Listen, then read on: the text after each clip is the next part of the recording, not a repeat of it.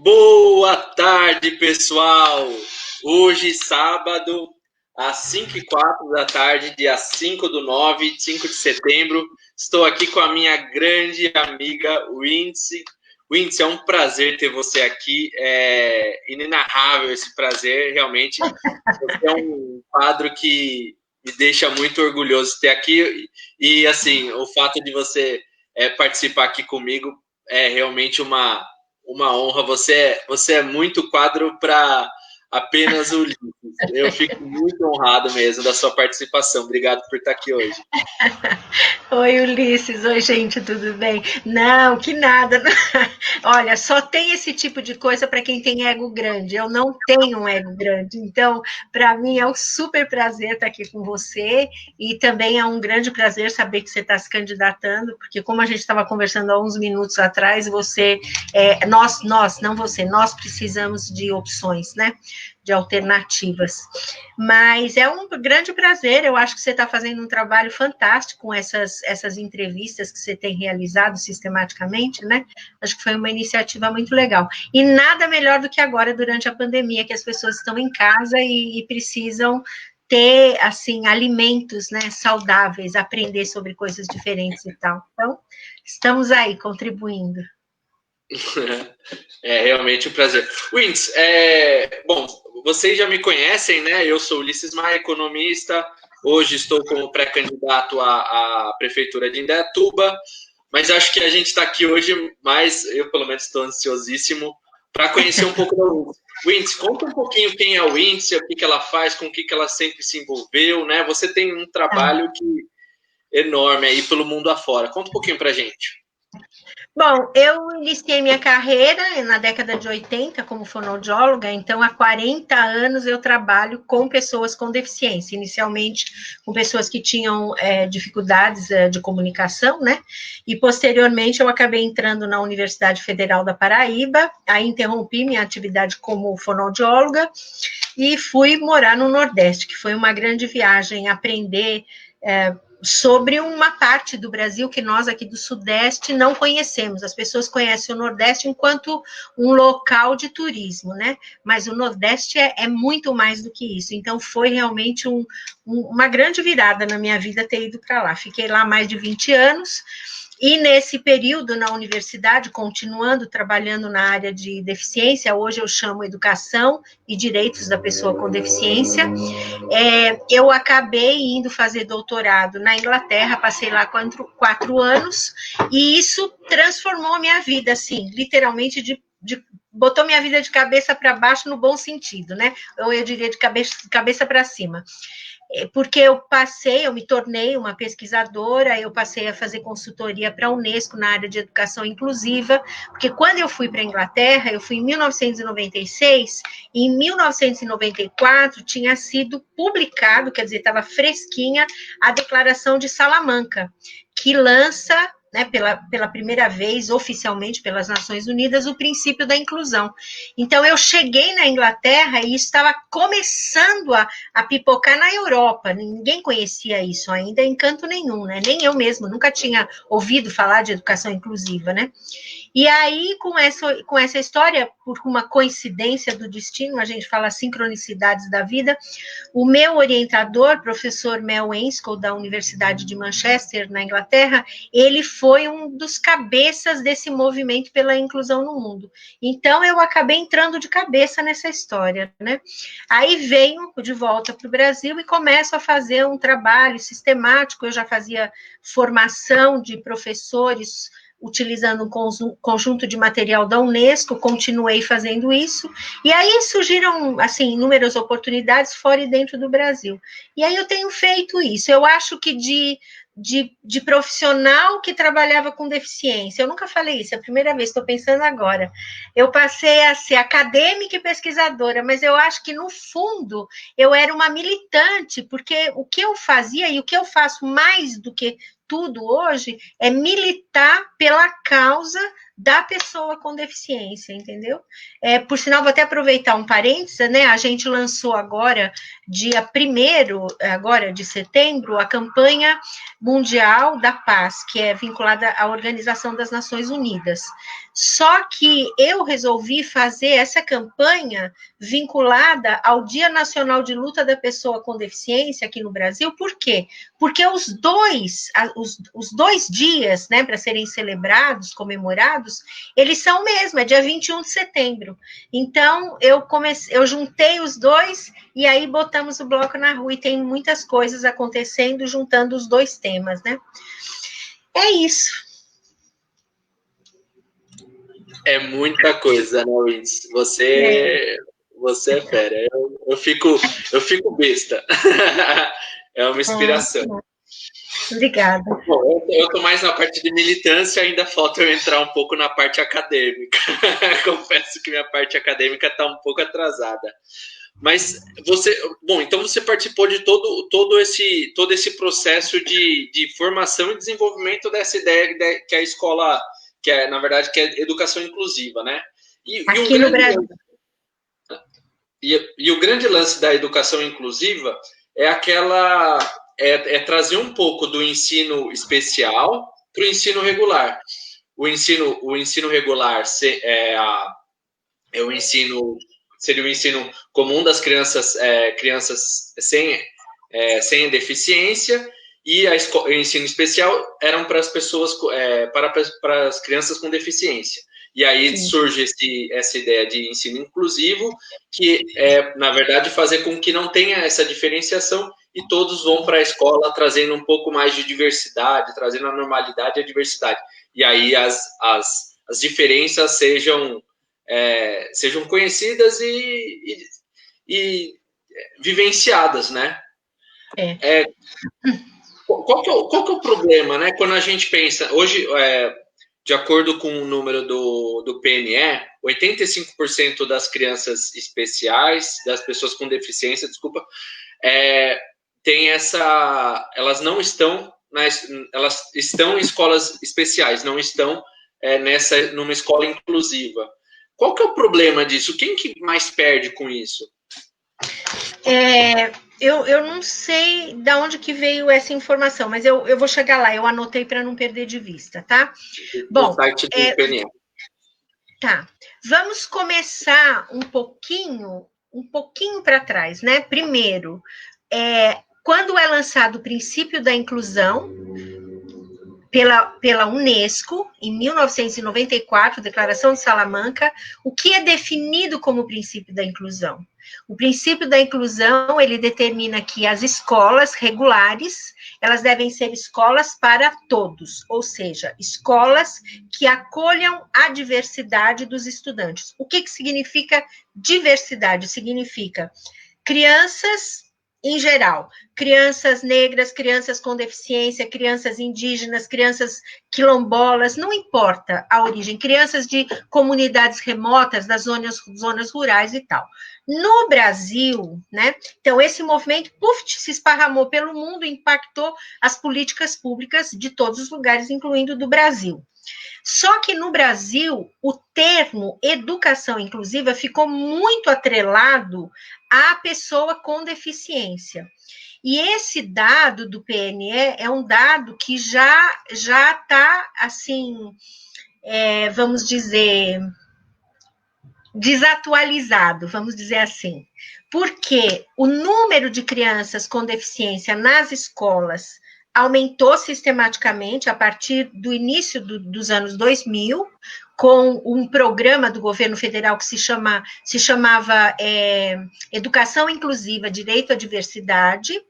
Segundo os dados oficiais, o número de crianças com deficiência nas escolas públicas, né, era em torno de, na época, era em torno de, eles diziam assim, em torno de 90% das crianças em escolas especiais, mas, escolas regulares, mas, de fato, não tem como afirmar isso é um dado que é um dado discutível. Por quê? Porque as crianças primeiro, elas podem estar matriculadas, mas ainda assim o número de matrículas é muito desproporcional com o número de pessoas com deficiência na população. E a gente não pode só pensar, quando se trata de deficiência, em criança. Nós temos que pensar em crianças, em jovens e em adultos, tá bom? Porque eles, em geral, essas pessoas não vão para a escola na época prevista, como seria para um filho, uma criança que nasceu sem uma deficiência, aí vai para a escola nos anos regulares, normais, tal, né? Mas no caso das pessoas com deficiência, não. Muitas vezes elas se atrasam. Então, qual é o problema, né? E eu gostei muito, Ulisses, que você corrigiu. Você falou crianças especiais, opa, desculpe, crianças com deficiência. Isso é super importante, porque nós precisamos, nós todos da comunidade educacional brasileira e também a população, nós precisamos parar de chamar essas pessoas como meu aluno especial, a criança especial, o aluninho especial, porque isso não é compatível com o marco político legal, principalmente, que estabelece que as pessoas com deficiência são sujeitos de direito, e não deve ser colocado junto a pessoa a qual a gente está se referindo, nem portador, que caiu já com uma portaria chamada número 2344, acho que de 2011, não é para usar o termo portador e não é para usar o termo especial, são pessoas, e nem é para dizer assim, o meu aluninho Down, não, é o meu aluninho João, que tem síndrome de Down, né? Mas nós temos um problema grave, Ulisses, acontecendo agora no Brasil, e isso era previsto com a política. Eu sei que a gente vai falar mais da política, mas eu só vou lançar esse tema. Que é o seguinte, essa política, na minha opinião, e claro que tem gente que discorda de mim, ela foi um grande problema dentro do sistema educacional, porque ela se diz inclusiva, mas ela, na verdade, segrega as crianças dentro da escola, cria estigma e um monte de problema associado a isso. Mas o que está acontecendo agora, principalmente, é que, primeiro, as escolas não têm salas de recurso. Se você pensar que nós temos um número significativo de escolas no Brasil, se eu não me engano, são em torno de 180 mil escolas hoje. Nós temos, então, um número significativo de escolas que não têm atendimento educacional especializado, nós temos um número significativo de escolas já que está recusando matrícula das crianças novamente, porque a política de inclusão ela foi perdendo força nos últimos anos, né? Então, a situação hoje é muito crítica, eu diria.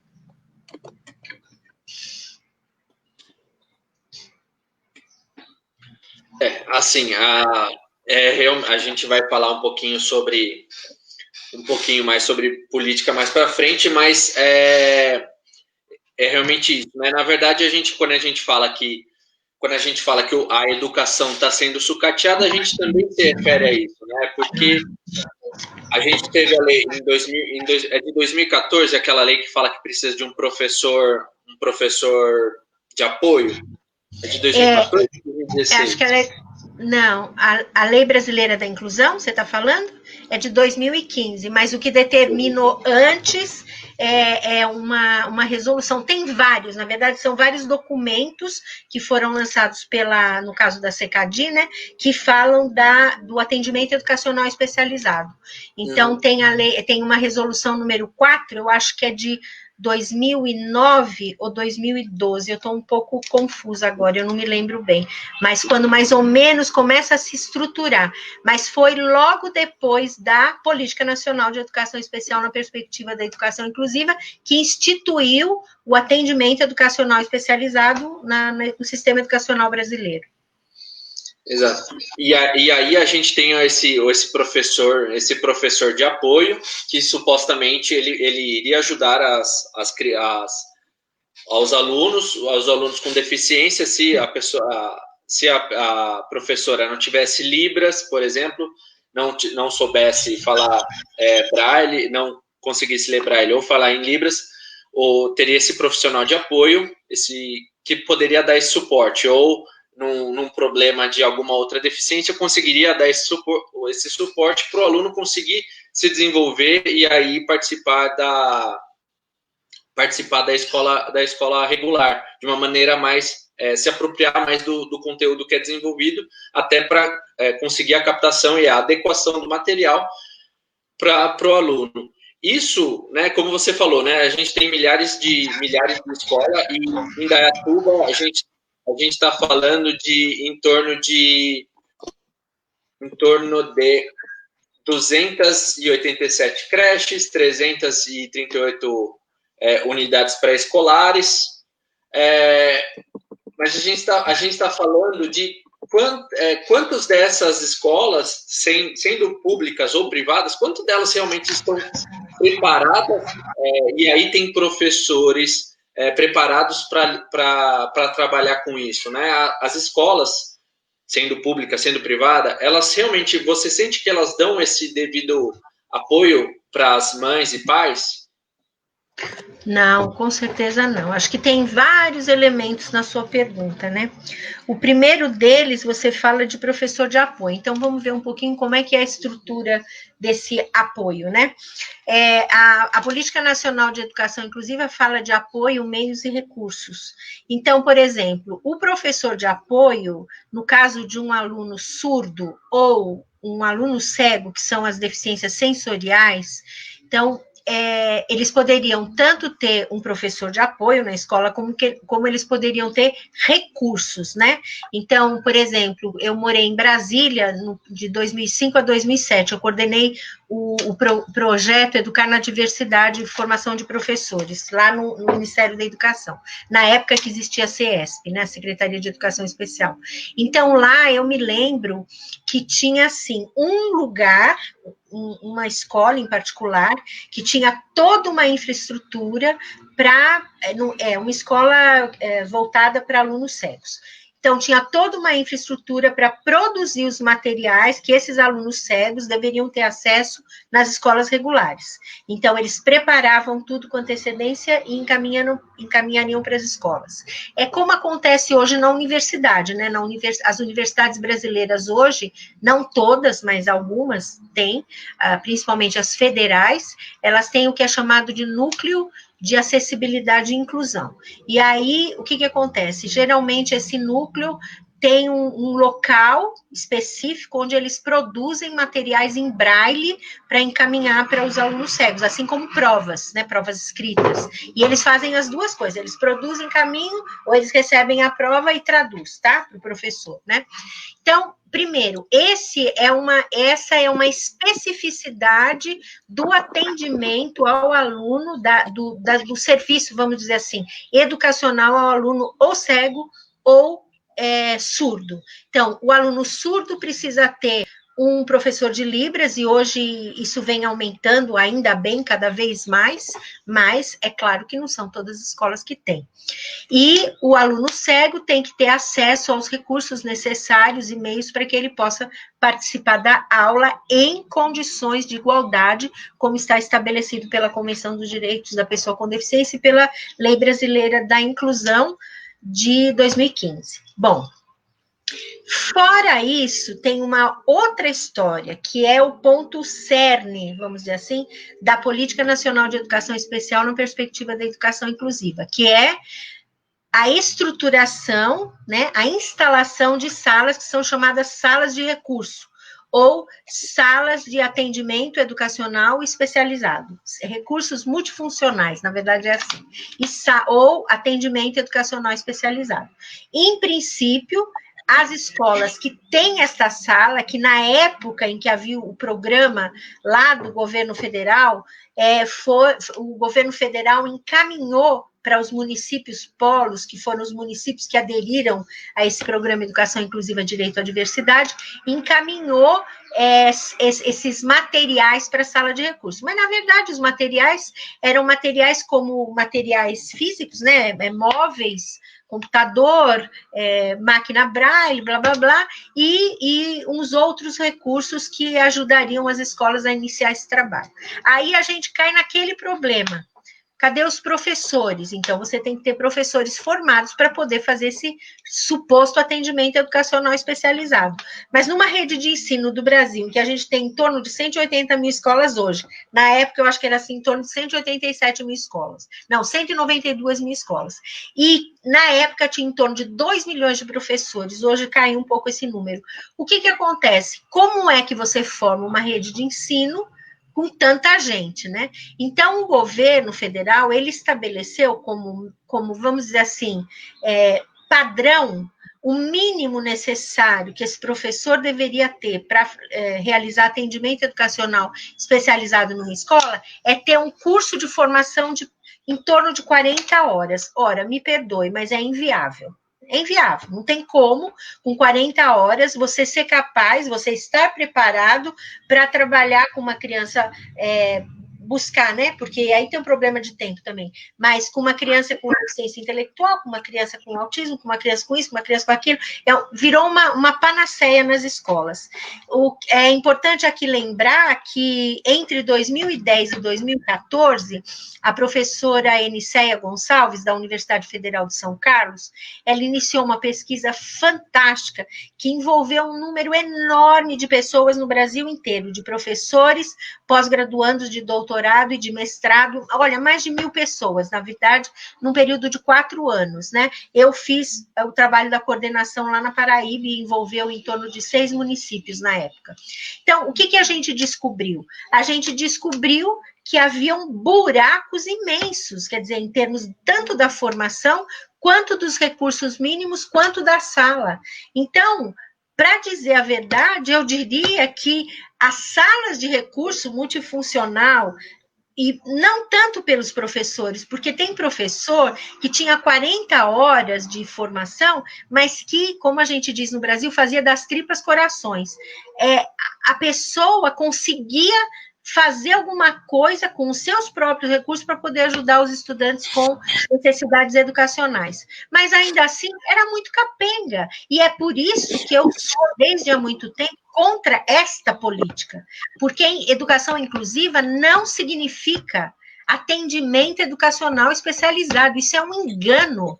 Educação inclusiva significa mudança de práticas pedagógicas na sala de aula, com o professor da sala de aula regular, para que os estudantes com deficiência que são matriculados na escola regular sejam incluídos, ou seja, eles estão presentes, eles participam e eles aprendem dentro das condições deles, apoiado pelos colegas e também pela professora, na sala de aula regular. Agora, atendimento fonoaudiológico, fisioterápico, psicológico, apoio psicopedagógico, e até mesmo essas estimulações que um professor vai fazer na sala de recurso, não deve ser feito na escola, tem que ser feito fora da escola. Na escola, a gente tem que criar condições para que a criança participe de absolutamente tudo, não importa como ela participa, se ela participa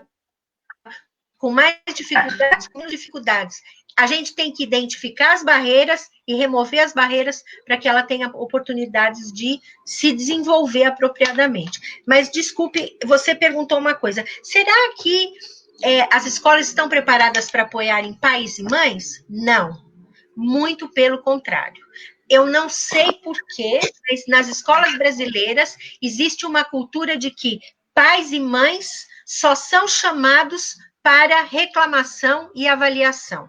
Eles não fazem parte do contexto escolar. Eu vi inúmeras escolas, aqui eu conheço pouquíssimo, eu, infelizmente, estou aqui há 6 anos, já me ofereci várias vezes para contribuir, para visitar escolas, e até hoje isso não funcionou. Então, eu não posso falar de Indaiatuba, mas eu posso falar de outros lugares no Brasil. Vi muitas escolas que fecham as portas. Na hora que os pais vão pegar os seus filhos, os portões estão fechados, e inclusive escola privada faz a mesma coisa. Aí vem a criança até o portão, a mãezinha dá a mão e vai embora. Então, na minha opinião, a escola devia ser diferente. Ela devia abrir os portões e dizer, opa, vamos lá, vocês são parte disso. Ser um espaço de convivência, na verdade. Eu acho que esse seria uma... essa é uma das coisas que eu mais enxergo assim que a gente poderia desenvolver, né? Uma história, na verdade, uma relação de confiança, principalmente uma relação de confiança, de construção em conjunto, usar as escolas, que é uma estrutura que a gente tem tudo que tem em todos os bairros aqui, pelo menos, na grande maioria de bairros, pelo menos uma escola municipal, seja ela creche ou seja ela outra, uma escola um pouco mais do ensino médio. A gente poderia usar mais esse potencial, né? Aqui em Indaiatuba a gente tem 217 escolas, Wins. Dessas Sim. 217 escolas, 100 são privadas e as outras 117 são públicas. Então, assim, a gente poderia usar esse espaço e criar um espaço mais acolhedor, mais inclusivo, mais participativo, porque através da construção de uma comunidade mais forte que a gente também consegue resolver os nossos problemas. E aí consegue... os pais vão entender os problemas dos professores e não vão usar como, por exemplo, como você comentou, a questão de ser um ponto de reclamação, um ponto de pontos de atenção, né? Alguma coisa assim para ouvir algum posicionamento e realmente é muito, muito importante. Vamos responder 3 perguntinhas que tiveram aqui, eu acho que antes da gente passar para a parte mais um pouco menos relacionada a isso, eu acho que eu gostaria de entrar um pouco na parte de trabalho também, se você puder me ajudar de alguma coisa nesse sentido. A Patrícia perguntou, por que a partir do 6º ano o aluno não tem mais o direito ao profissional de apoio? Não sei dizer isso, não sei de onde ela tirou isso, porque assim, eu acho que esse dado é um dado estranho, porque assim, a política, ela vale desde a educação infantil até o ensino superior, ela não faz nenhum tipo de restrição para esse ano, para aquele ano, não existe isso. Ela é definida, Política Nacional de Educação Especial na perspectiva da educação inclusiva, a modalidade educacional é educação especial, e a definição de modalidade de educação especial no Brasil, é uma modalidade educacional transversal aos outros níveis. Então, ela sai da educação infantil e vai para o ensino superior. Então, não existe isso. Se te deram essa informação, ela é imprópria. Se disseram para você, se você é eventualmente mãe de uma criança com deficiência que está no 6º ano e disseram, não tem mais direito, não pense 2 vezes. Você tem 2 opções. Ou você vai no Conselho Municipal das Pessoas com Deficiência, do qual eu faço parte também, eu sou suplente, mas sou bem ativa, vou em todas as reuniões e tal, ou você vai direto no Ministério Público e vai dizer, olha, a informação que eu tenho é essa aqui, porque isso não procede. Toda criança, segundo a Lei Brasileira da Inclusão, abaixa na internet, super fácil. Toda criança, jovem e adulto com deficiência, não importa o nível educacional em que ele esteja, ele tem sim direito a qualquer tipo de demanda que justifique, que seja justificada pela sua necessidade educacional. Agora... Só um comentário, eu coloquei essa lei que a Wendy está falando no final dos comentários, pessoal, se você quiser ver. Ótimo. Eu acho que as pessoas que têm filhos com deficiência deviam ter na bolsa, porque tem que ler, marcar os elementos chaves e usar, porque senão não adianta ter uma lei assim, né? Não vai ser igual remédio caro, né? Só vai ter acesso se você entrar na justiça. Exatamente. E aí eu queria dizer para vocês o seguinte, isso não está na lei, na verdade é uma violação legal, mas isso acontece no sistema educacional brasileiro, com raríssimas exceções, que é o seguinte, se é transversal e se deve atender a qualquer estudante, criança, jovem ou adulto, na escola regular, principalmente nas escolas públicas, né? Mas as escolas particulares é outro problema sério. Mas sabe o que acontece? Deveria atender estudantes com deficiência de manhã, à tarde e à noite. Por quê? Porque nós temos o quê? EJA à noite. E o que acontece? As escolas, quando tem atendimento educacional especializado, eles têm de manhã e à tarde. E o pessoal da noite fica prejudicado. Por que eu disse a grande maioria? Porque tem professores que são tão incríveis que dizem assim, bom, ao invés de eu trabalhar os 5 dias de manhã, eu vou tirar um dia para trabalhar à noite com os estudantes que têm necessidade educacional. Mas é uma decisão do professor, não é da escola. Isto é uma violação da lei. Vai lá para o Ministério Público, porque não é verdade. Vamos para a próxima, a Karina Pereira. Seria importante cada rede ter seu núcleo de acessibilidade? Eu acho que seria importante, me preocupa muito, aqui no Brasil isso é muito comum, a gente vai criando lei e vai criando estruturas, a gente vai criando lei e vai criando estruturas, né? Lugares que são responsáveis para fazer aquela lei vigorar. O que é certo? Acessibilidade, ela já é definida como lei em 1908 primeiro, depois em 2000, depois ela se fortalece com outra legislação em 2004. E hoje nós já temos muito claro, com a Lei Brasileira da Inclusão, que a acessibilidade é um direito, não importa que. Acessibilidade educacional, acessibilidade ao lazer, acessibilidade à família, a vida sexual, a vida amorosa, tudo está previsto na lei. Mas ela tem que ser assegurada. Nós temos que fazer essa lei vigorar. Então, veja, eu falei da universidade. As universidades têm núcleos de acessibilidade. Foi um programa lá chamado Incluir do governo federal e foram criados núcleos em várias universidades brasileiras, federais. Só que muitas vezes o núcleo não funciona para nada. Ele existe, ele não funciona. Entendeu? Ele tem uma política que não faz sentido para a realidade da pessoa com deficiência. Então, tirem uma cópia do que o Ulisses abaixou aí, tirem uma cópia, leiam, marquem os dados que são relevantes para você no momento atual do seu filho e vá procurar o Ministério Público, vá procurar o conselho, porque é o único jeito, gente. Infelizmente, nós ainda estamos num momento no Brasil de ter que ir buscar os direitos via legal, porque se não for, a coisa não caminha. Então, é isso. Né? Infelizmente, né? Infelizmente, isso daí realmente é um fato, né? E aí, depois ela comenta, já fui na Secretaria de Saúde, da Educação, falar sobre isso e aqui ninguém me ajudou.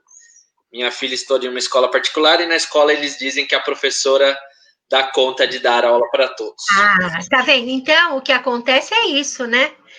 A escola diz que dá conta, mas se a filha precisa, tem que assegurar. Agora, a coisa se complica quando são as escolas privadas. As escolas privadas, elas são avessas ao atendimento educacional especializado. Por quê? Porque significa custo. Porque significa, sabe aquela história? Você oferece o dedo, que é a mão, você oferece a mão, que é o braço. Então, se o pai e a mãe estão pagando pela escola, eles querem mais. Agora, a legislação, ela é para a escola pública e para a escola privada.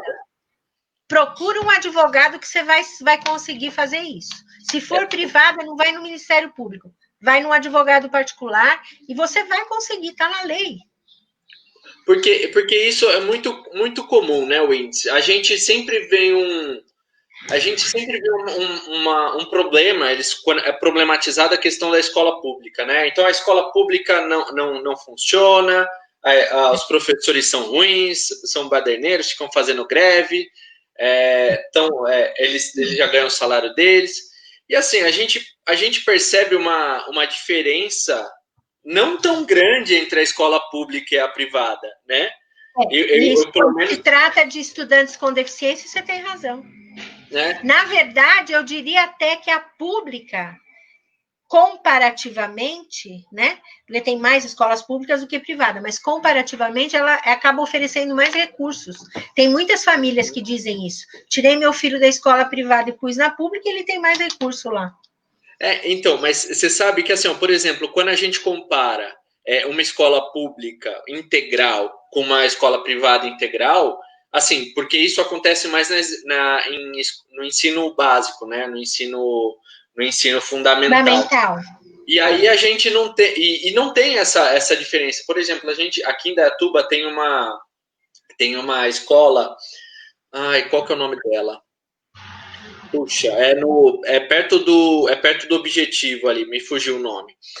E ela tem um plano de, até eu fiz uma conversa com um ex-aluno que foi parar na Unicamp. Então, era uma escola integral, que são basicamente como todas as escolas particulares são, né? Elas até você ocupa meio período, mas eles têm programas que vai se estendendo. E aí, dentro dessa escola pública, tinha um serviço de excelência lá, com uma participação. Então, assim, eu sinceramente eu não vejo uma tamanha diferença com relação a isso. A partir de, por exemplo, eu acho que o grande diferencial hoje que a gente tem, e saindo um pouco do assunto, é a questão do bilinguismo, né, que tem trazido, tem sido o diferencial das escolas, né, das escolas privadas para as públicas. Eu acho que talvez a sua perspectiva ela esteja mais restrita ao contexto aqui da região, porque se você pensar em termos brasileiros, a diferença é muito significativa, porque as escolas públicas, elas são escolas pobres. Se você sai do eixo sul-sudeste, por isso que para mim morar no Nordeste foi tão incrível, né? Porque é impressionante. E da mesma forma, você encontra professores que são excelentes professores nos lugares mais paupérrimos possíveis, que fazem trabalhos de inclusão maravilhoso, e você encontra escolas com muito recursos que o trabalho da inclusão é praticamente nulo, né? Mas se você pensar em termos do país, a carência é muito grande, Não dá para comparar o público e o privado, né? Agora, eu não estou falando em termos de qualificação, né? Uhum. Foi muito importante ter repassado o Fundeb, né? O Fundeb ter sido ampliado e ampliado o percentual também, porque ele é um dos grandes fatores que, pelo menos, dá uma equalizada nessa questão sul-sudeste e o resto do país, né? O gasto por aluno nas outras escolas são bem baixos. Não, sem dúvida, qualquer conquista nessa esfera é fundamental. O salário dos professores, sem dúvida, deveria ser muito maior, sem dúvida nenhuma. Mas, e se a gente comparar, por exemplo, o salário dos professores com as pessoas que trabalham no judiciário, né? As pessoas comuns. É chocante. Por exemplo, eu não me esqueço quando eu trabalhei no MEC, tinha tinha um rapaz que ele tinha baixa visão, e ele era colega nosso, eu era emprestada, né, da universidade, ele era colega nosso lá do setor. E aí ele um dia contou para a gente, ele era pedagogo. Na época, o salário dele era em torno de R$ 1.200. Aí lá pelas tantas ele comentou com a gente que estava fazendo concurso. Imagina, isso em 2005, tá? 15 anos atrás. Aí ele falou que estava estudando para fazer um concurso no Poder Judiciário. Aí eu disse, nossa, mas você é de pedagogo, você é da educação, por que você vai para lá? Ele disse, não, eu estou no primeiro ano e meio de direito, porque eu quero mudar para lá. Eu disse, por quê? Ele falou assim, porque o salário é incomparável. Depois de uns 6 meses, ele foi aprovado, o salário dele era 3 vezes mais do que ele ganhava no MEC. Então, hoje, uma pessoa que se forma em direito, como é o caso de algumas pessoas próximas da minha família, fazem concurso público, são aprovados, o salário deles, eles começam em torno de entre 25 e 30 mil reais. Um professor universitário, doutor de uma universidade federal, que está no nível máximo, deve ganhar 20 mil e perde um monte de imposto de renda, né?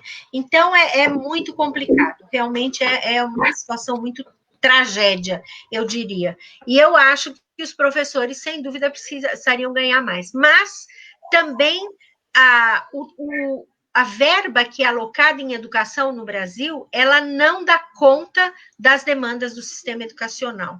Então, infelizmente, é só na época de eleição que a educação vira um papapá, a panaceia, né? Todo mundo fala educação, educação, educação, educação, porque tem que melhorar, blá, blá, blá, e depois continua a situação de uma maneira bastante trágica, porque as escolas brasileiras, elas são paupérrimas, é uma coisa impressionante, e os professores têm que, eu não sei nem dizer o que, mas é uma categoria assim tão rebaixada, né? Não é relaxada, não. Rebaixada, rebaixada. Rebaixada, isso, é rebaixada. É desvalorizada pelo sistema político, entendeu? Em qualquer estado, não faz diferença onde você está. Então, sempre que há qualquer problema político, a primeira área que é afetada é a educação, as pessoas crescem, muda a política, tiram tudo que elas fizeram.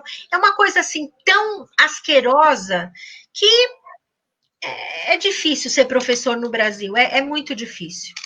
Ô, Winds, você sabe que eu fiz um trabalho para a POS, que é a Associação dos Professores, aqui da subsede de Indaiatuba, e a gente fez um comparativo da meta 17 do Plano Nacional de Educação. Né? A meta 17 falava que um professor deveria ter o seu salário paritário com outros profissionais que tivessem a mesma qualificação educacional. Então, se fosse ensino superior, comparar o nosso professor com outras categorias que exigissem ensino superior. E aí, era o seguinte, nas outras carreiras, tinha em torno de 15 casinhas, né, dentro dessa carreira nos outros cargos. Do professor, tinha 42. Nossa Senhora. Se não fosse só isso, não era aceito nenhum pleito feito pela OPOF para aumento de salário, porque eles falavam que no final, na última casinha lá, os professores ganhavam mais. Mas olha que engraçado. O professor, o piso do professor era 40% do piso das outras categorias. E no final, a que ganhava mais, depois de 42 casinhas, era 3% a mais. Ou seja, zero, né? 3% estatisticamente é nada. Então, essa valorização que a gente tem, mas não é de agora também. Esse daí a gente está falando que vem, mas também não tem perspectiva de mudança. Né? Pelo menos não. Sabe, Ulisses, eu acho que, no meu entendimento, isso que aconteceu agora com a humanidade, né, com a pandemia e, enfim, tudo isso que a gente está vivendo, eu acho que no Brasil, especificamente, eu vou falar, só mostrou o valor que os nossos professores e professoras têm. Se faz muita apologia às pessoas da área de saúde, mas sempre me preocupa, eu não estou dizendo que eu não acho incrível que eles estejam na linha de frente para lidar com o Covid, mas isso faz parte da vida regular deles, é diferente. O professor, a professora brasileira, ela foi jogada para dentro de um universo profissional com relação ao qual ela não tinha nenhuma formação, com exceção de um percentual muito pequeno, provavelmente. E ainda assim, conforme foram saindo as diretrizes governamentais, as pessoas foram encampando.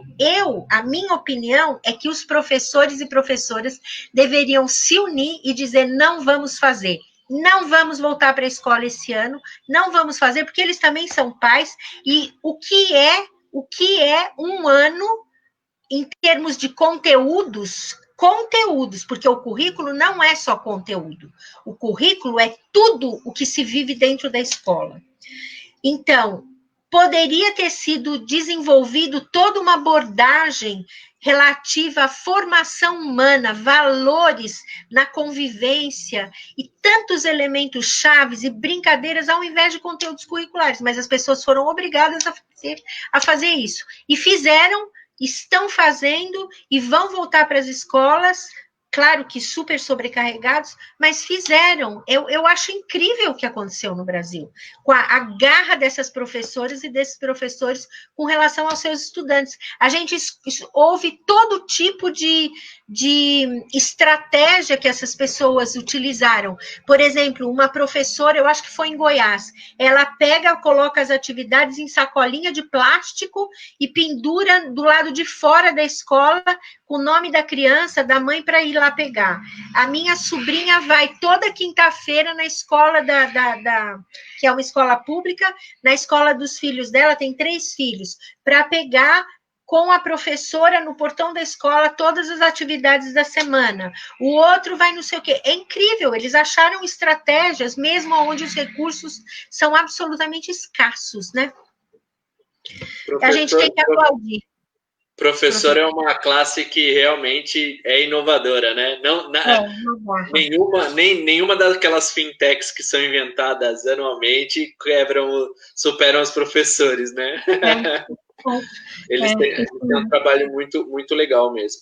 Agora vamos voltar um pouquinho quando a gente está falando das pessoas com deficiência.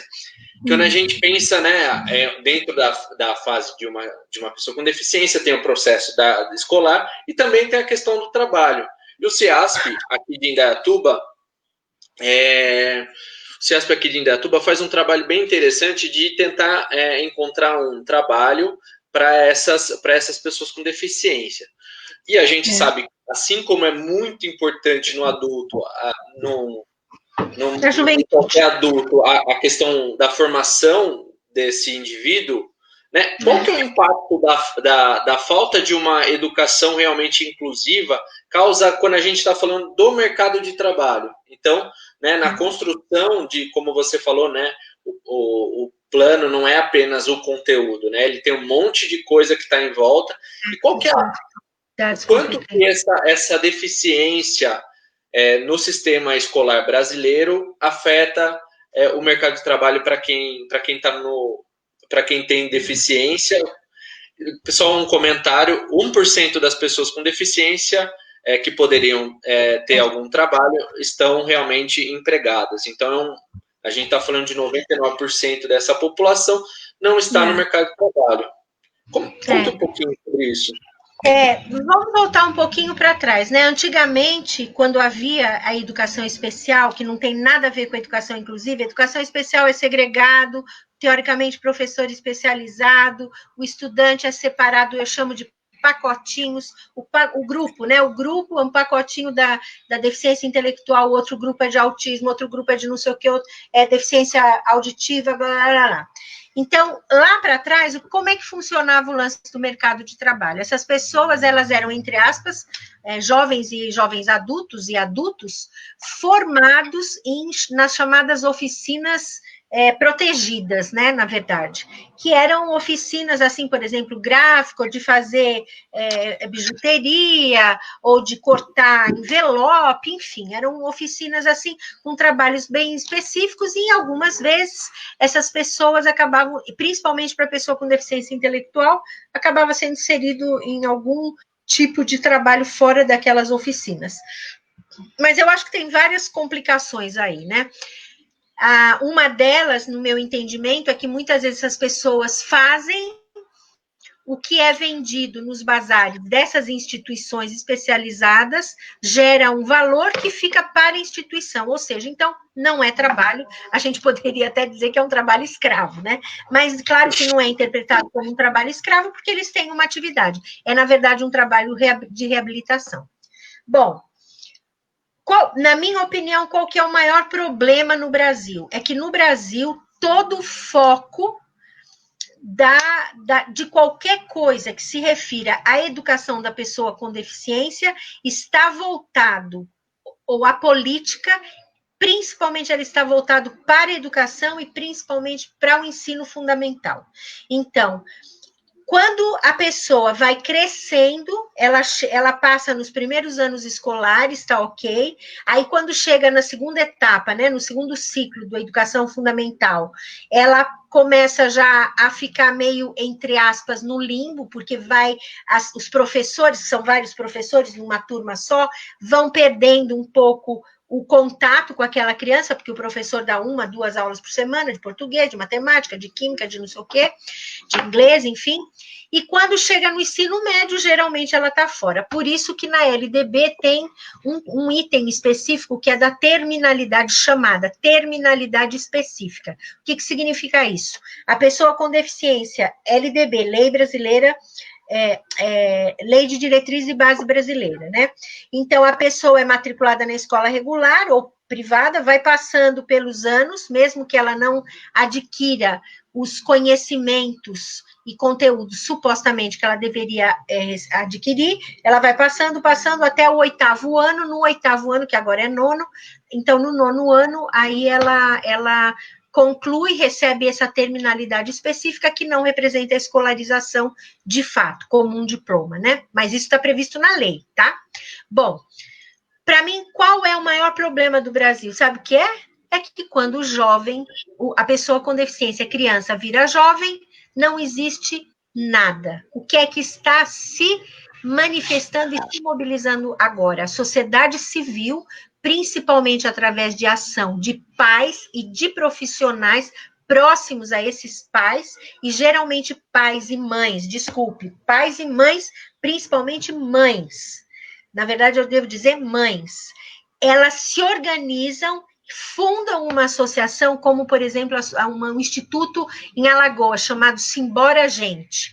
Tinha aqui em São Paulo, tinha um instituto oh meu Deus, o nome dela, eu esqueci o sobrenome da Glorinha, não lembro agora, mas chamava-se Carpe Diem, que era um instituto que fechou para os jovens, eram famílias ricas, e eles tinham o quê? Eles juntavam os seus filhos com deficiência, principalmente deficiência intelectual, criavam oportunidades. Eu conheci um rapaz que tinha, na época, acho que uns 20 e tantos anos, ele era arrimo da família dele, ele trabalhava e sustentava a família com síndrome de Down, tá?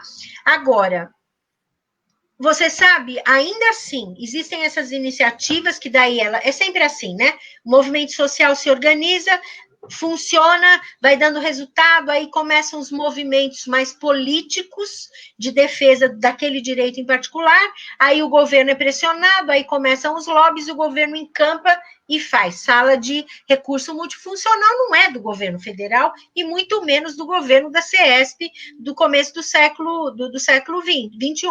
Isso aí já tinha na rede. Eles só pegaram, organizaram e disseram, isso aqui é a política nacional. O que acontece? É que no Brasil nós não temos uma política de inserção no mercado de trabalho. Nós temos iniciativas isoladas maravilhosas, muitas vezes fantásticas. Uma delas é da Pai de Salvador, que tem uma infraestrutura incrível. Eles trabalham mesmo, a Pai de Salvador, ela tem uma articulação com empresas e ela funciona como uma corporação, ela é um empreendimento. Eles têm muitos recursos que vêm da saúde e é injetado na educação. É uma coisa incrível lá. E eles fazem um trabalho há muitos anos, tem uma pessoa, a Latânia, que era a coordenadora, que tinha um conhecimento fabuloso. Se o governo federal quisesse fazer alguma coisa e encontrar as pessoas como a Tânia e colocasse lá no governo federal para desenvolver uma política, a gente teria alguma coisa muito boa. Agora, além do fato de não termos uma política, as pessoas, quando elas passam de 15 anos de idade, com deficiência, meio que elas caem no limbo. Limbo educacional, limbo laboral. Por quê? Porque elas não têm opção. E aí fica fazendo o quê? Fica fazendo atividades em instituições especializadas, porque juntou um grupo de pessoas com deficiência numa instituição, não é inclusão. Isso é segregação. Inclusão é na vida real, é no clube, é na escola onde está todo mundo, é na feira, é na loja, é em todos os lugares. Separou, segregação, não tem para onde correr, isso não é inclusão. Por isso que o nome da política está errado. Eu fiz um documento na época, mandei para a secretária, dizendo, olha, este termo é impróprio, política de educação especial na perspectiva da educação inclusiva. Eu queria saber como é que você pode ter, você é economista, você sabe, como é que você pode dizer assim, na perspectiva da democracia, na perspectiva de tal situação. Isso é ridículo. Na perspectiva... Ou você não é.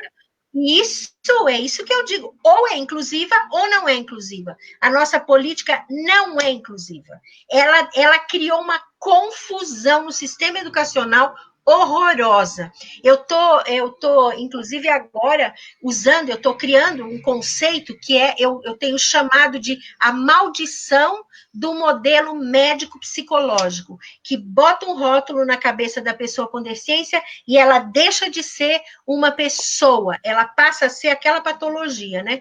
E isso é um problema gravíssimo, porque todo o sistema educacional, ele está fundamentado para as escolas receberem dinheiro, está fundamentado em muitas escolas. Naquele laudo, a pessoa tem deficiência, tem que ter o laudo para provar, porque daí a escola vai fazer lá para provar que tem deficiência. Para receber o benefício de prestação continuada, de um jovem, a pessoa, a mãe, tem que escrever que ele é incapaz, senão não recebe. Olha que absurdo, devia ser o contrário. Então, eu vejo as secretarias de educação, eu vejo grupos dizendo, eu faço inclusão, mas chama de educação especial.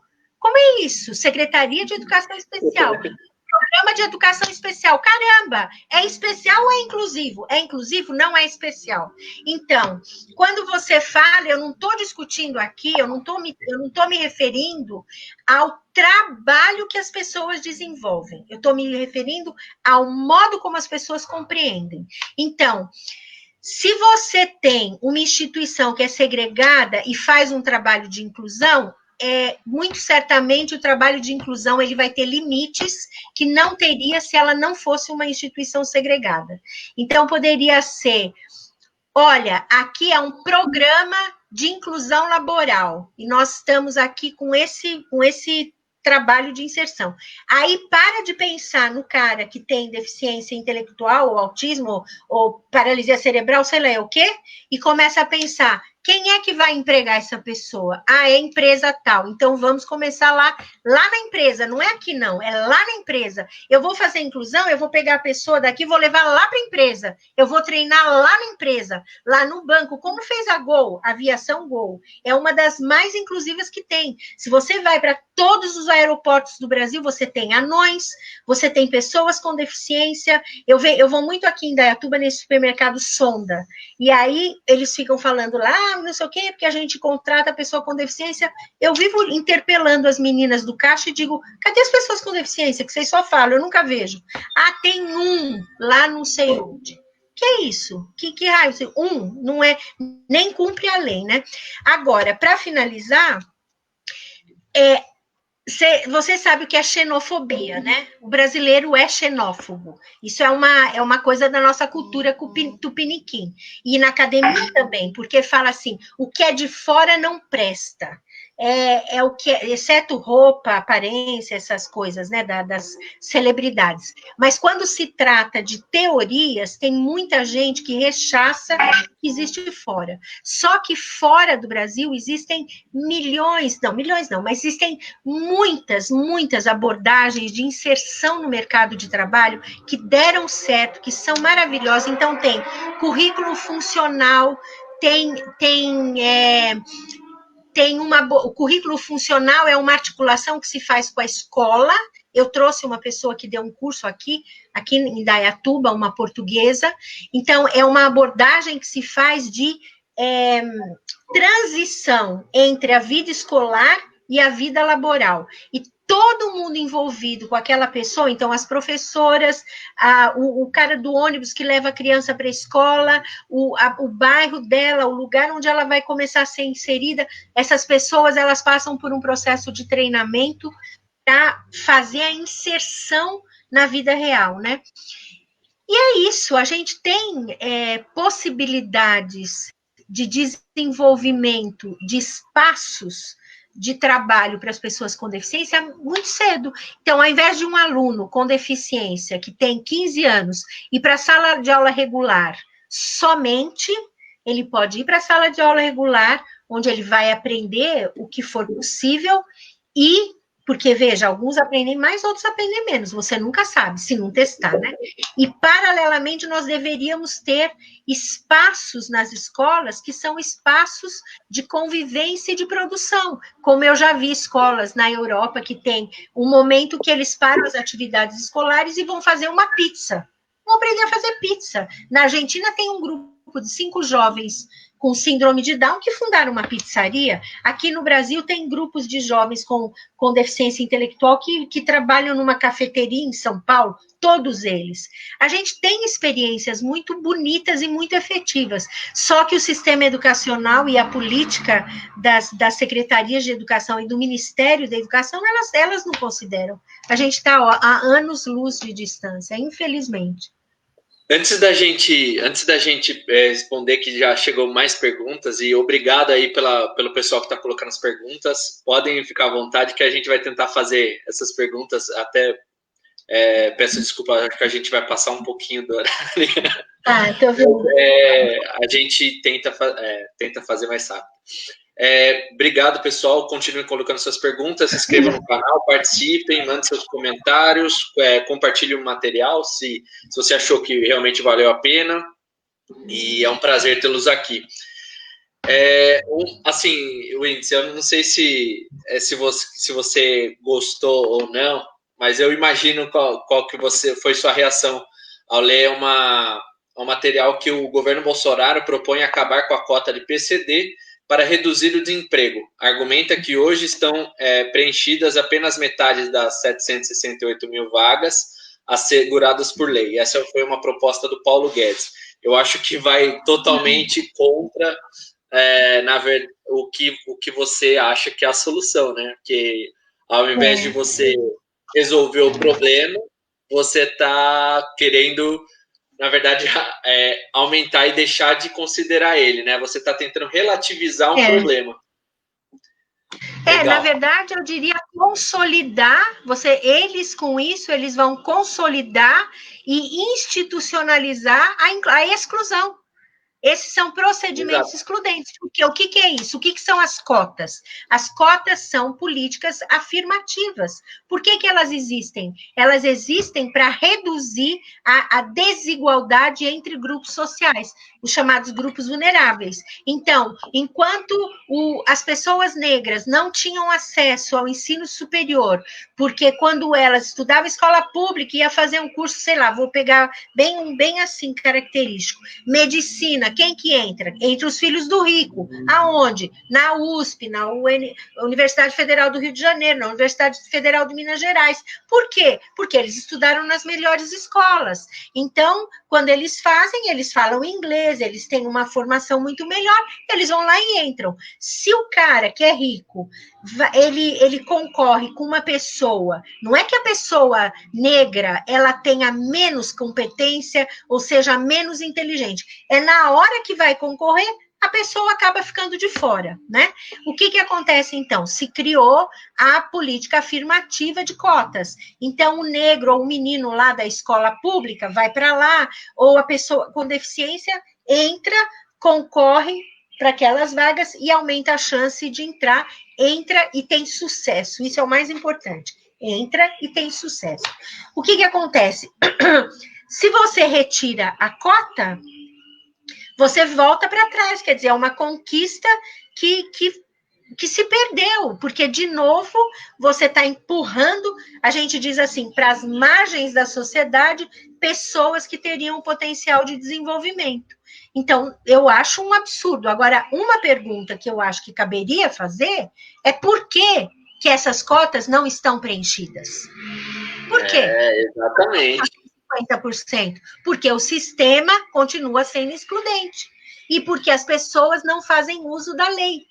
Então, não entrei, eu tenho deficiência, concorri para a cota, não entrei, vai no Ministério Público, eles têm que dizer por que você não entrou. Nós temos o direito de saber, mas as pessoas não fazem isso, as pessoas, elas são historicamente oprimidas, elas são empurradas para baixo, são desvalorizadas, desconsideradas, e aí faz o quê? Tá bom, eu não entrei porque eu sou incompetente. Não, de jeito nenhum. Eu estou surpresa com esse dado que você deu, dos 768 mil, porque eu não sabia disso. Eu não sabia disso. A gente, assim, uma das coisas que eu mais tento fazer é trazer um pouco de dados, né? Porque às vezes é importante. Vamos lá, a Patrícia, ela pergunta, né, ela faz um comentário aqui, fala que a verba que o Brasil demanda para a educação é maior do que muitos países com educação de primeira qualidade, No entanto, essa verba é destinada às universidades e o ensino médio fica sem dinheiro. Só um detalhe aí, só uma coisa, porque se for em termos percentuais, isso é muito relativo. Primeiro porque se você comparar um país pequeno com uma verba X, os benefícios, em princípio, são melhores. Agora, a questão que eu acho do Brasil não é essa. Eu acho que o problema do Brasil é que a verba para a educação, ela não é bem aplicada. Esse que é o galho, entendeu? E ela é desviada, mesmo quando vai para a escola. Ela é desviada. Uma vez, uma pessoa ligou para mim, de uma escola, uma diretora, e falou assim, eu queria que você desse um curso. Eu falei, tá bom, olha, nós temos uma verba, eu nem lembro de quanto era na época, nós temos X. Aí ela disse assim, você recebe esse dinheiro por essa organização não governamental. Eu falei, tá bom, eu não recebi, tá? É importante isso. Mas eu fiz o projeto, mandei a proposta, nunca aconteceu. E eu cobrei, mas ela estava com todos os papéis na mão, você entendeu? Então, é como a verba como é que chama? Da merenda escolar, né? É complicado. O Brasil, ele é um país endemicamente corrupto. As pessoas fazem esse tipo de coisa. É complicado, é muito complicado. Eu não acho que a rachadinha sendo feita, né? Tem muita rachadinha sendo feita. Muita rachadinha sendo feita. Nossa, as rachadinhas na universidade, assim, eu vi colegas que eu falei, eu mesma, na universidade, por 2 vezes, eu deixei de receber. 2 vezes. Aí o que eu fiz? Era minha amiga, deixou de ser, porque, pera lá, ou você é íntegro ou você não é, né? Tchau e benção. Eu não gosto disso, não. Ela perguntou também sobre o processo seletivo para o aluno com deficiência para o vestibular da universidade. Então, nas universidades públicas, nós temos, bom, não sei como é que vai ficar agora, né? Mas nós temos o processo de seleção com cotas, né? Tem as cotas, então as pessoas com deficiência, elas têm que ter lá os documentos necessários comprobatórios para poder concorrer à cota. E aí o processo é normal. O que muda? Muda as condições do vestibular. Que não é mais, agora não tem vestibular, mas também tem o processo do Enem, né? Mas o que muda concretamente? São as condições. Então, por exemplo, uma pessoa com transtorno do espectro do autismo, ele precisa fazer a prova num ambiente isolado, numa sala sozinha, sem estímulo, e vai ter uma pessoa lá, então ele tem direito a isso.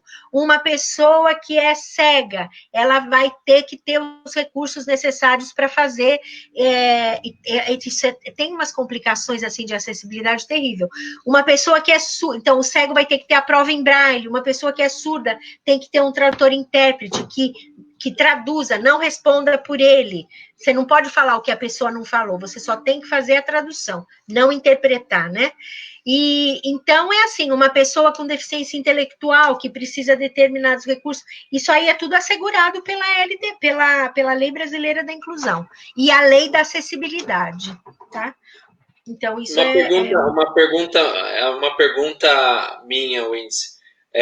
Você acha que a universidade em si, ela tem esse papel, ela tá tentando se desenvolver, mas ela está conseguindo chegar nesse processo de realmente produzir conteúdo? Você acha isso? Eu vou falar para você produzir conteúdo, você quer dizer o quê?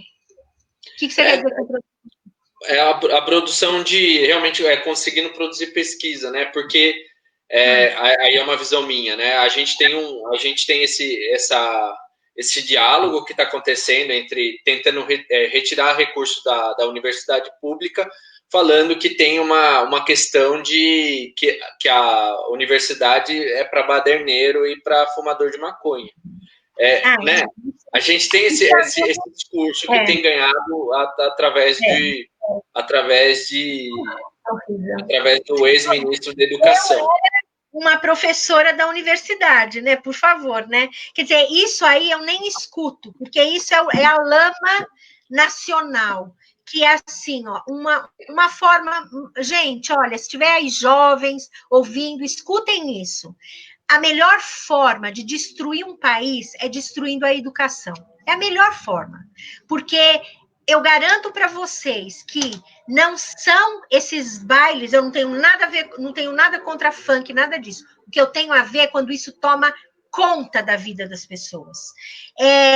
Curtir celebridade do Instagram tira sua mente daquilo que é realmente importante para o seu desenvolvimento humano, o seu desenvolvimento pessoal, porque os dias estão passando e daqui a pouco é você que tem que dar um pé na sua vida. Eu vim de uma família pobre, eu tenho os 4 irmãos mais velhos que eu, hoje eu tenho 63 anos, dos meus irmãos, nenhum estudou mais do que a sexta, naquela época era ginásio, o segundo ano do ginásio, que seria hoje o 7º ano da escola do ensino fundamental, e eu, por alguma razão que acho que o universo explica, eu sou doutora, na verdade, em filosofia, PhD, fiz doutorado na Inglaterra. O que mudou na minha vida? Tudo. Por quê? Porque eu estudei.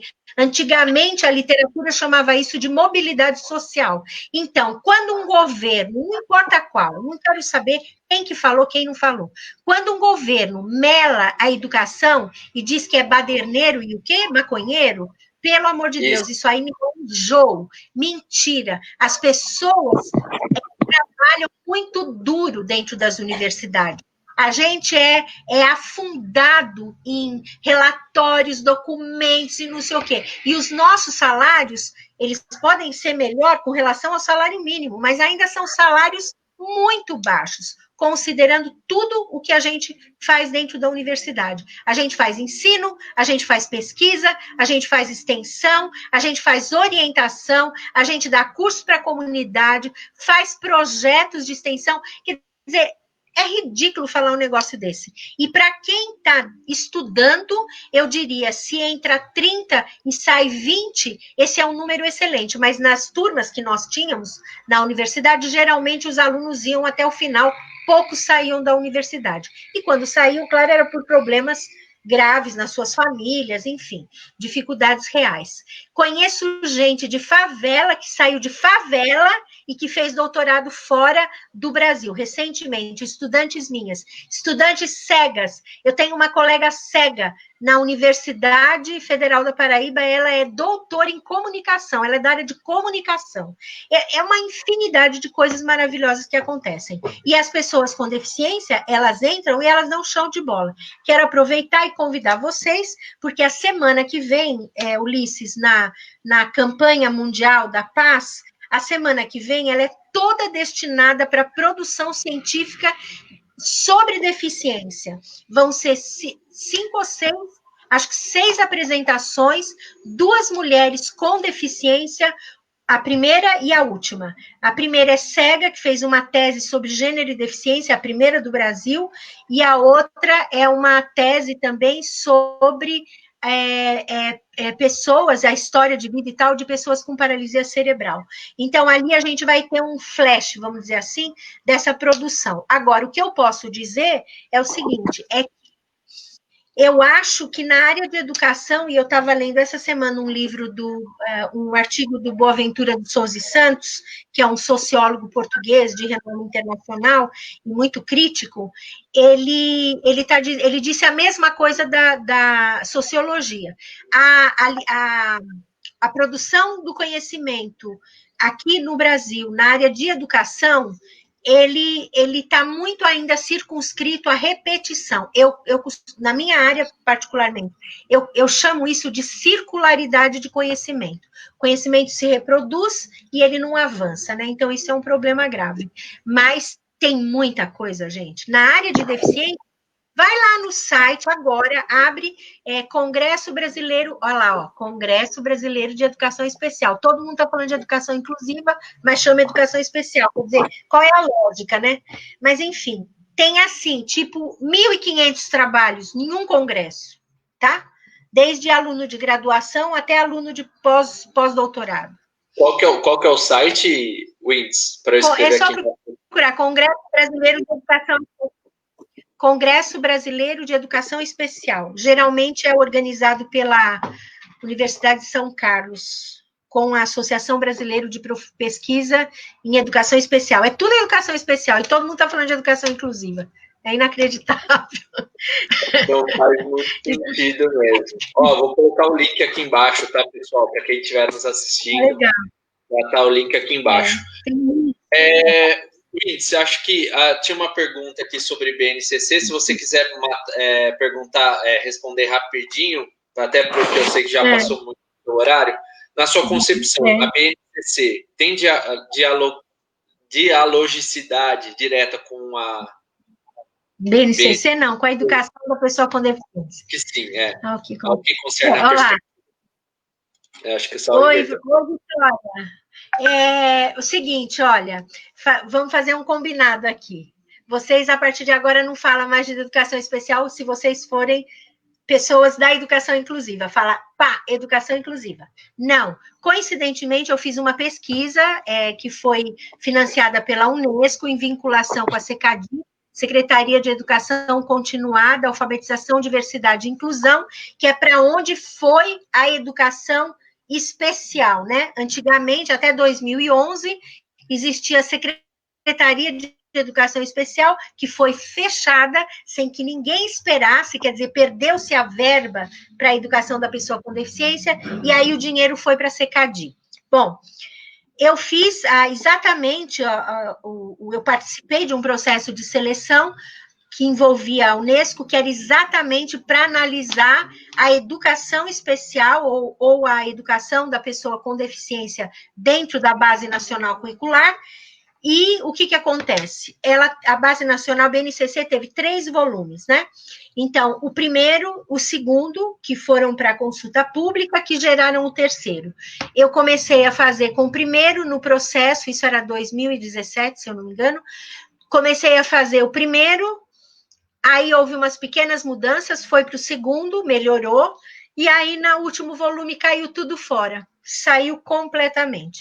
Se você perguntar para mim, você acha que a BNCC, a semana passada eu fui entrevistada pela professora Maria Inês Fini, que foi a grande idealizadora, uma das idealizadoras, né, participantes da BNCC e das avaliações de larga escala no Brasil, era a presidente do INEP, em Brasília. E eu disse para ela, olha, eu não acho que a BNCC ela seja o suprassumo do suprassumo. Eu acho, sim, que a BNCC, como um documento diretriz, ela não é obrigada, tá? Ela é um documento diretriz, ela pode nortear ações nas escolas, considerando-se o que há de novo em termos de, vamos dizer assim, desenvolvimento do conhecimento científico na área de aprendizagem. Então, fala de competências, habilidades diárias e blá, blá, blá. Só que tem um problema. As pessoas não estudam, as pessoas não têm tempo nas escolas para estudarem. Então, elas não usam. A BNCC é como os parâmetros nacionais curriculares da década de 90, que ficavam fechados nos armários das escolas, os pacotes fechados. E era um material, na época, maravilhoso, que trouxe uma inovação incrível em termos de conhecimentos, né? Que introduziu temas como ética, como diversidade, como raça, enfim, etnia, tinha muitas coisas boas lá, mas não foi incorporado. Então, eu acho que nós precisamos, sabe o quê? Nós precisamos criar nós não, eu acho que o governo federal precisaria identificar no Brasil iniciativas que são exitosas com relação à formação de professores dentro das escolas, não o sistema de cascata, de multiplicação, porque ele não funciona mesmo. Eu orientei uma dissertação de mestrado e ficou mais do que comprovado que esse sistema não funciona. E, empiricamente, a gente vai treinar, formar professores para poder desenvolver metodologias de ensino inclusivas. Se vocês querem mais sobre isso, procurem o material, tá na rede Educar na Diversidade, material de formação de professores. É um dos melhores materiais. Ele é originalmente da Unesco, passou por um processo de pesquisa em 5 países da América Latina, e o Brasil era um deles, e depois foi transformado no material brasileiro. Eu fiz a revisão técnica desse material. Então, para professor é maravilhoso. Mas a gente tem práticas pedagógicas, lembra a história? Escolas do século XIX, com professores do século XX, crianças do século XXI. Quer dizer, não tem como, né? Precisa mudar, a escola tem que mudar as práticas. Para ser inclusiva e para ser mais igualitária, mais justa, né, mais acolhedora, precisa mudar. E a gente tem práticas realmente do século XIX, né? É até antes da Idade Média. Mas, enfim, eu me aqueço, né? Wins, muitíssimo obrigado. Pelo menos para mim foi, nossa, foi maravilhoso. Eu gostei muito que teve bastante participação hoje. E nossa, muito obrigado. Realmente foi um prazer que eu não consigo nem expressar. Obrigado mesmo por todo o seu tempo, que eu sei que uma horinha da Windsor, nossa, vale ouro em qualquer ouvido.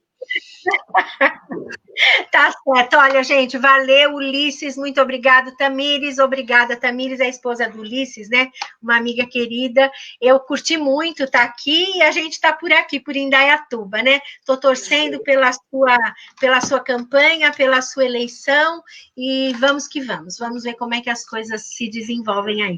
Gente, um beijo para todo mundo, até breve, viu?